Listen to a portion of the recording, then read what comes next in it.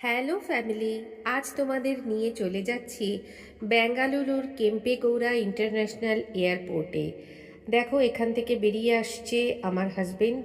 সে পৌঁছে গিয়েছে ব্যাঙ্গালোরে তার মেয়ের কাছে। অবশ্য এটা বেশ কয়েক মাস আগে।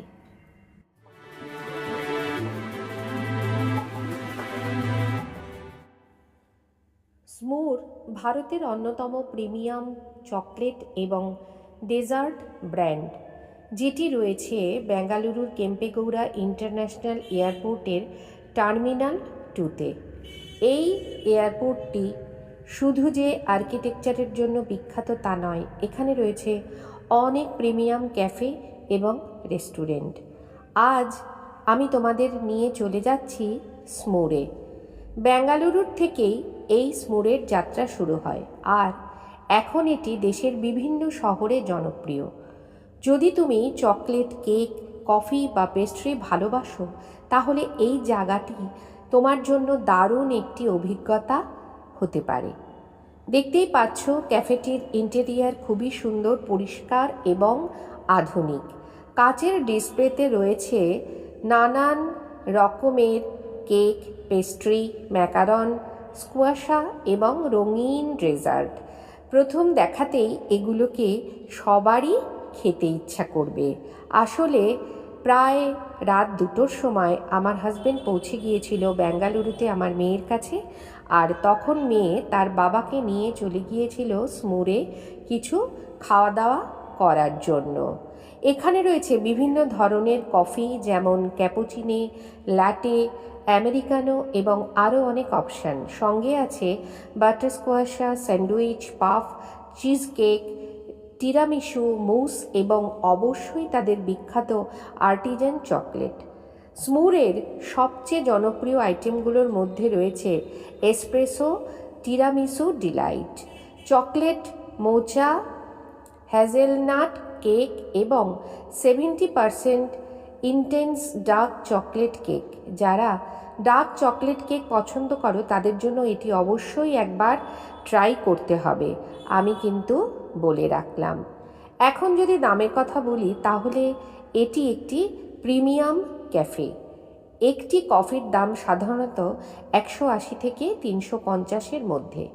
পেস্ট্রি বা কেকের দাম 300 থেকে 450-এর মধ্যে হতে পারে।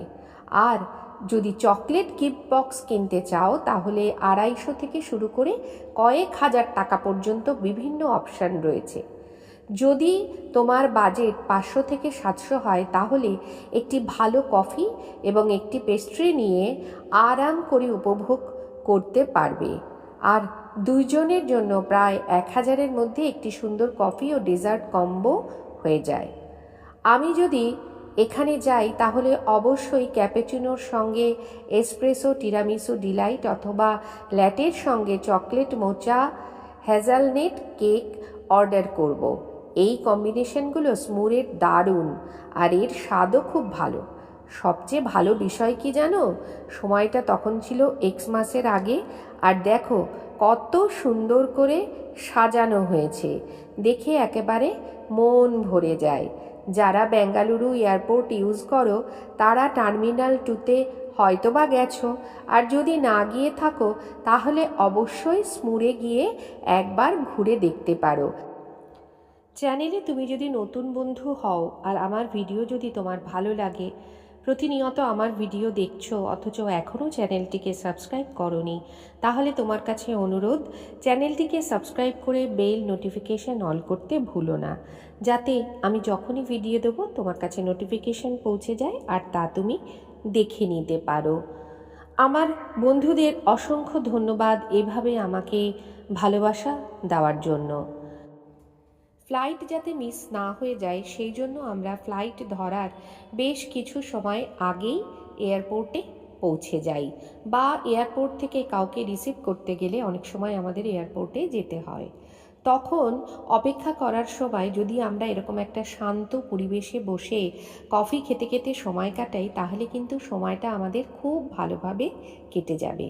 যারা মিষ্টি এবং প্রিমিয়াম ডেজার্ট ভালোবাসো, তাদের জন্য এটি একটি চমৎকার জায়গা হতে পারে।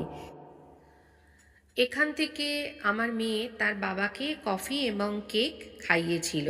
সত্যি কথা বলতে আমরা অত্যন্ত নিম্ন মধ্যবিত্ত, এইসব জায়গাতে আমার মেয়ে না হলে কখনোই আমরা ভিজিট করতে যেতাম না।